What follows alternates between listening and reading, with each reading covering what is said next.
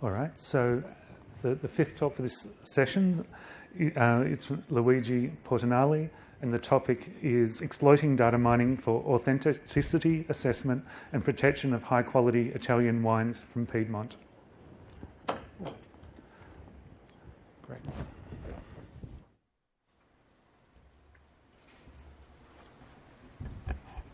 Okay.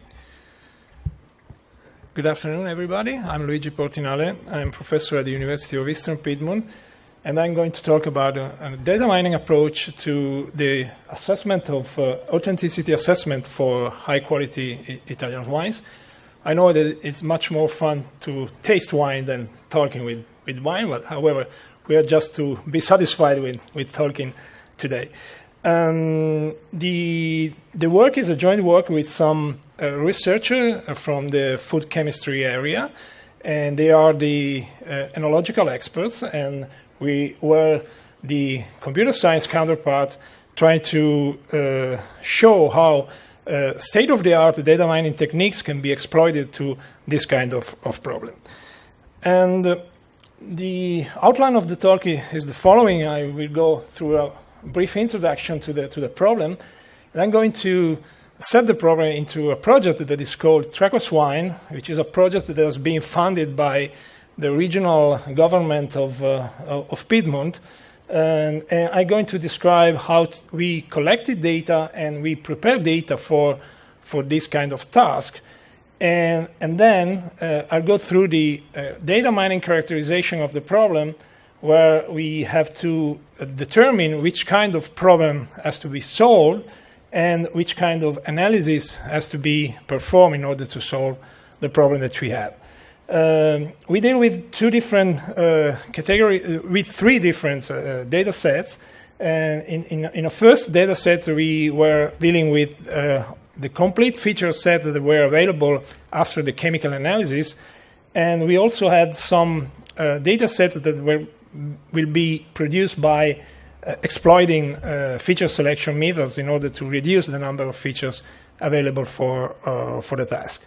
And I'll go through some conclusion at the end.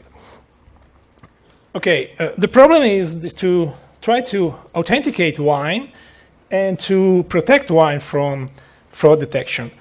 The problem is a very big problem because wine adulteration may produce health problems. However, we are not essentially, let's say, we don't want to deal with specifically with the problem concerning health, but we have to deal with some other aspects in wine adulteration, which is the economic damage that can be produced by adulterating wine. In particular, it is estimated to be almost 7% of the whole wine market is involved in this kind of adulterations, and this means several millions of euros or dollars, if you want, for each year. So it's a big problem, and to detect the fraud is very complex. It's very complex because we have complex chemical profiles that come from the analysis of the wine, and such chemical profiles very often are influenced by different features that are not very well defined. For instance, one of these features is the terroir influence. Terroir means the soil on which the grapes grow, and then the specific feature of the soil may really influence the final product. I've been recently in the Barossa Valley here in Australia, and in one of the most important wine cellars, there is a set of jars, each one with a different kind of soil, to point out the fact that different soils can produce very different kinds of wine, even if the grapes is the same. So the problem is really complex, and the gold standard in trying to identify the wine profile is to use very expensive analysis, like NMR or isotope ratio mass spectroscopy. And these are analyses that require very expensive instruments, and also they require very large databases.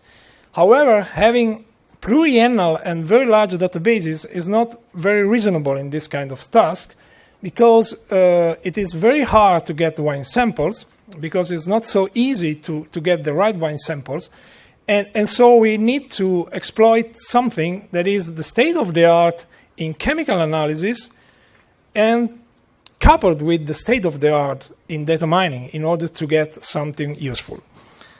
So the challenge is to obtain standard procedure from the chemical point of view with standard instruments available in chemical laboratories and to check whether state-of-the-art data mining techniques can be useful to solve the problem without recurring to a very complex analysis like NMR.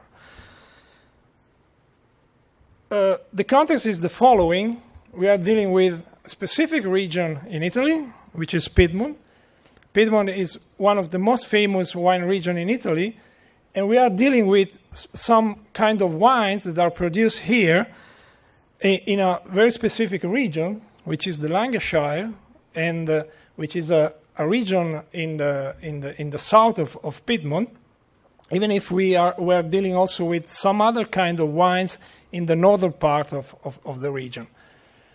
This region is very important for the wine producers because it has been awarded as a UNESCO World Heritage Site in 2014, and so there is an increasing interest in pushing forward the products and the wines from this region.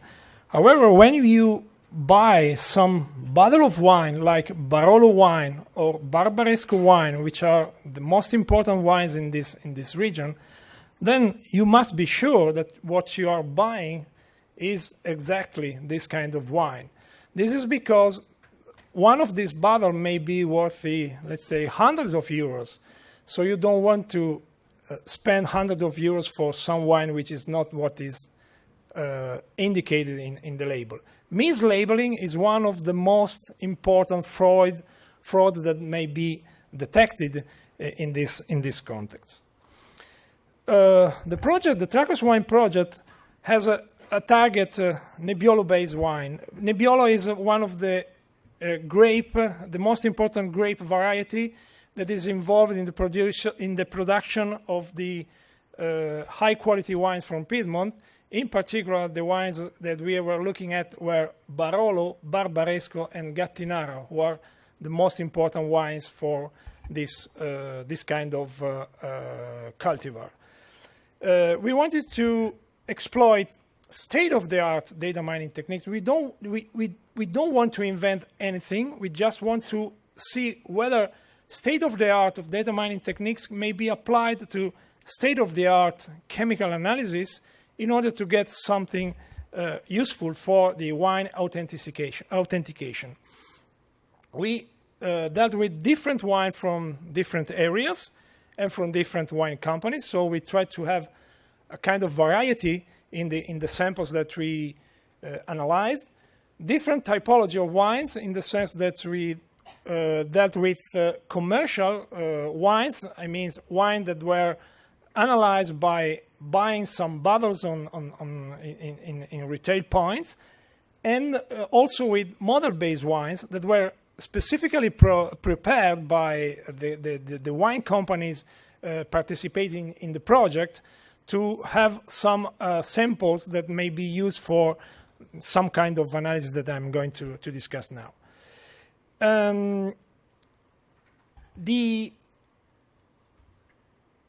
The idea was to exploit what Kirill Wagstaff indicated as one of the, let's say, framework that must be used when you want to introduce data mining techniques in a specific problem. We had to phrase the problem as a machine learning task. We have to collect data and generate features in a suitable way. We have to choose and develop algorithms and to conduct experiments, and then to interpret the results in order to persuade users to adopt the techniques. In this case, the users were, let's say, the Chamber of Commerce in our region. They have let's say, the duty of controlling the authenticity of wines, and they must have some useful tools in order to, and very easy to use tools in order to decide whether something that is subjected to the evaluation is exactly what it is said on the label of the bottle. We submitted this work to the emergency application track because, as you can see here, we don't have big data here. It is very hard to get samples, so we had to deal with just a few hundred 146 samples of wine, divided into different categories. And in particular, we were interested in identifying, what do I say here, HQ wine, which means high quality wines, and in particular, 3 of such wines, 3 of such wines were identified as high quality wines. Then we had some other intermediate wines that were produced with Nebbiolo grape as well. All these high quality wines, are produced by 100% Nebbiolo grape. Even the other here are produced by 100% Nebbiolo grapes. However, we also use some control wines, this Lange wine here and this Gattinara blend here, to check whether it is possible to identify differences between high-quality wines and control wines that may be used to fraud the consumer when they are put in the market. So I can put in the market one of the control wine to say on the label that the wine is Barolo and this is a fraud. It's not possible to do that. So we have to identify in some way whether these control wine are not predicted as to be high quality wine. And we use also some intermediate wine here to, let's say, mix together different kinds and variety of wines in the data set.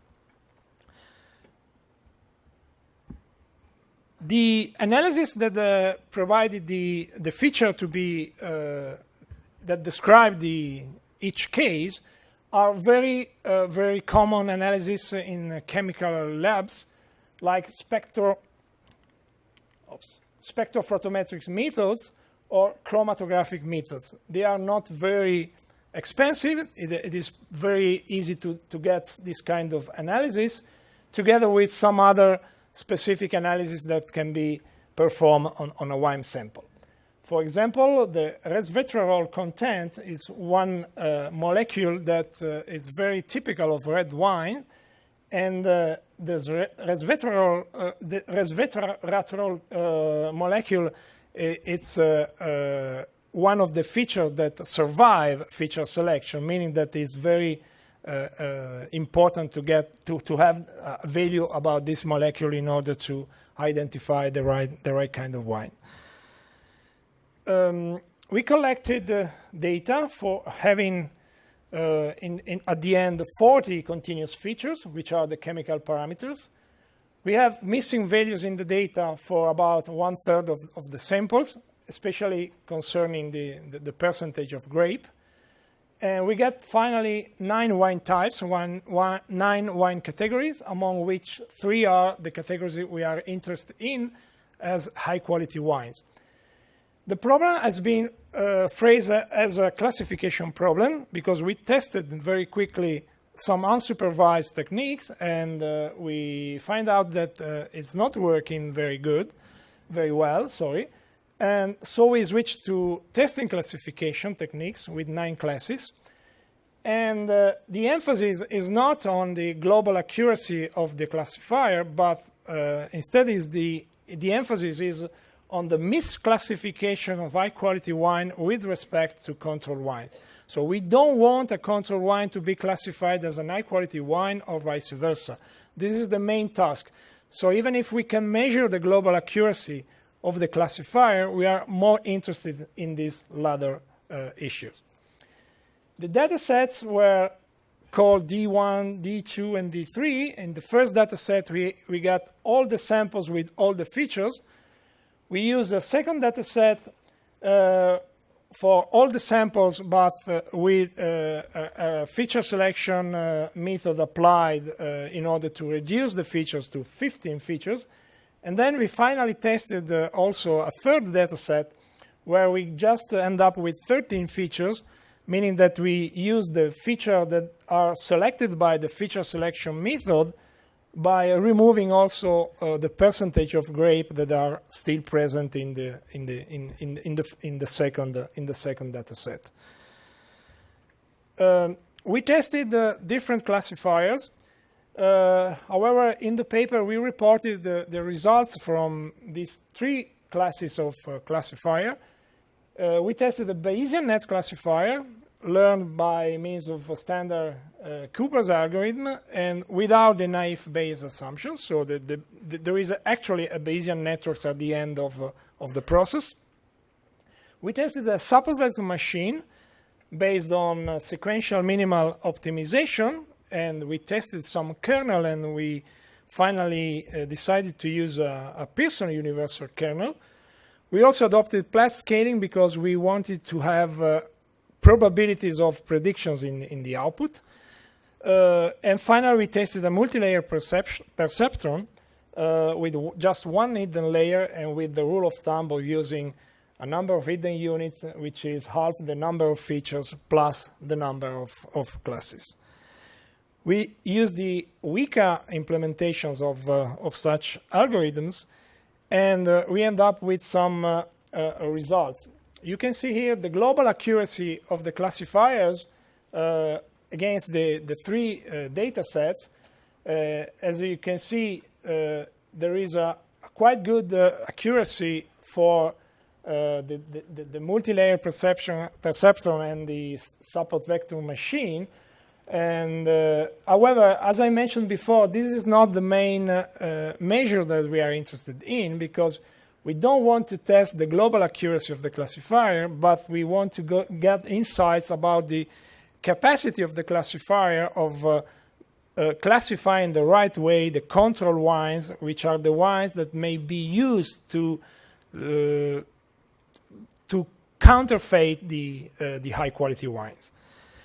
So for doing this, we tested the classifier and we against the 3 data sets. And in particular, if you look at this picture here, this is the support vector machine. We have the 22 Langa control wines.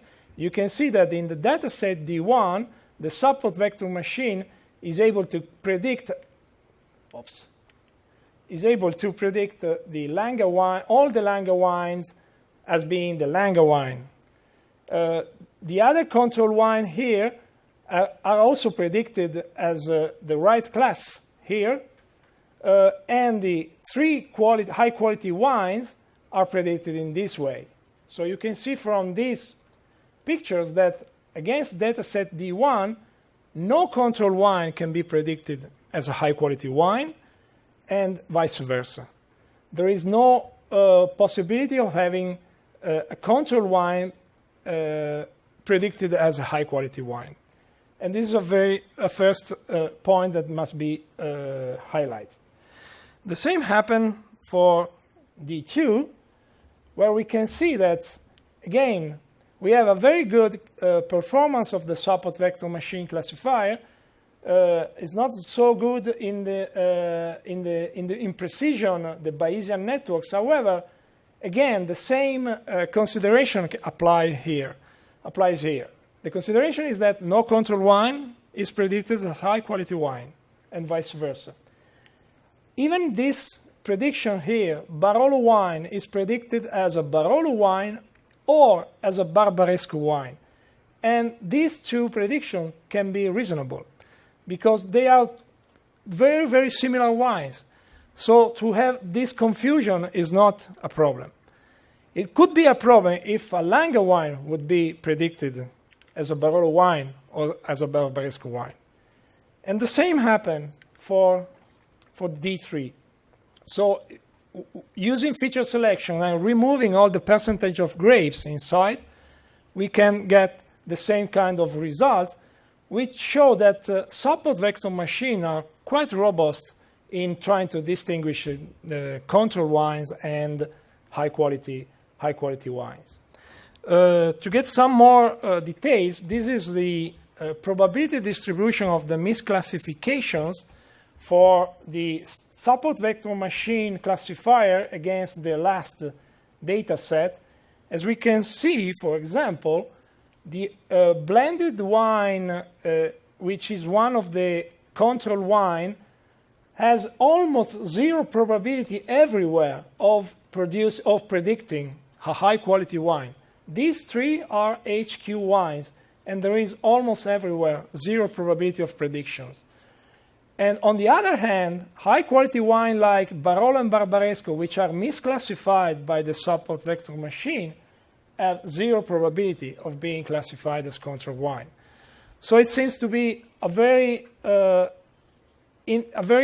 good indication of the fact that we can use these standard chemical features in order to discriminate between inaccurate blending and fraud produced by producers if they want to confuse their wines with H-quality wines. We also tested another category of wine, which we call non-Nebbiolo wine, non-wine. These are wines that do not have any kind of Nebbiolo grape inside. So this kind of wine were not used for training the models. So the model didn't see any kind of such wine in the training phase. We just use it for testing the fact that the model is in some sense robust also to different kind of blends that may be submitted to the classifiers. And again, we can see that the support vector machine is quite robust in this sense because, for example, in the first case, there is a problem here for the Bayesian network classifier that think that one of the sample is a Gattinara sample and is not a Gattinara sample, so there is a confusion of the non-wine or non-Nebbiolo wine with a high-quality wine. Again, the same happens here for the multi-layer perceptron. There is the multi-layer perceptron has a confusion of the non-wine as a high-quality wine in two cases.